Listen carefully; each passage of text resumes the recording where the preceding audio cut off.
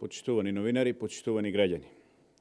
Најпрвин лажеше дека не бил во војска затоа што бил на школување. Откако беше фатен во лага и во јавноста излезе документ од кој јасно се гледа дека премиерот бил трајно неспособен за воен рок и за одбрана на својата земја во 2001 година, истиот 11 дена бегаше и не даваше одговори. Конечно, истиот пред 2 дена се охрабри и на говорница јавно призна дека тим од лекари во 2000 година утврдиле дека бил трајно неспособен за одбрана на државата во 2001 година.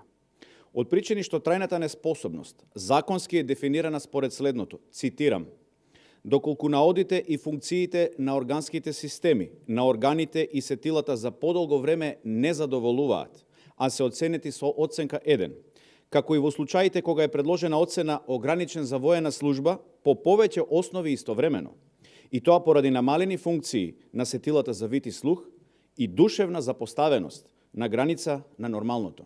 Затворен цитат. А имајќи во предвид дека оваа состојба е трајна и истата може само да прогресира и не може да биде отстранета, како и фактот дека премиерот Ковачевски јавно одговорница изјави дека секогаш бил чесен кон граѓаните, го повикуваме да ја покаже таа честност и да доброволно дозволи неговата деловна способност да биде утврдена од страна на надлежниот суд.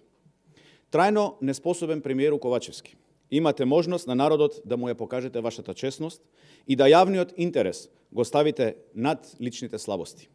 Барем еднаш бидете одговорен и не дозволувајте вашата трајна неспособност да влијае на одлуките и процесите во државата.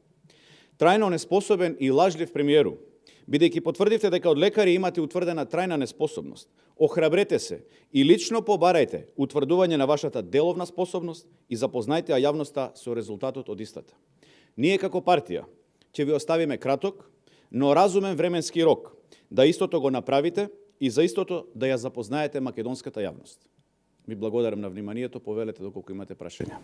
Има прашање пристигнато през центарот на ВМРО ДПМН, во насока ќе го прочитам, вели веќе 2 недели ја терате аферата Дезертер за премиерот Ковачевски. Дали имате индиции за други високи функционери од извршната власт за вакво дезертерство? Да, постојат индиции за други функционери од извршната власт, вклучително и високи министри, значи министри од владата на Социјалдемократскиот сојуз и на премиерот Ковачевски. Но во моментов јас не би шпекулирал со имења, не би излегувал со конкретни имења. Најважно од се во моментов е премиерот кој што јавно призна одговорница дека е трајно неспособен да побара од судот да му се утврди неговата деловна способност. Други прашања има? Не, ви благодарам. Господин Ковачевски, во врска со деловната способност, каква е поврзаноста на деловната способност со уверението за трајна неспособност за служење во рок? Па трајната неспособност, што току ја прочитав на пресконференцијата што значи, и токму затоа бараме премиерот доброволно, доколку е чесен, да отиде пред надлежен суд и да му се утврди деловната способност. Ние не сме лекари и не можеме да судиме.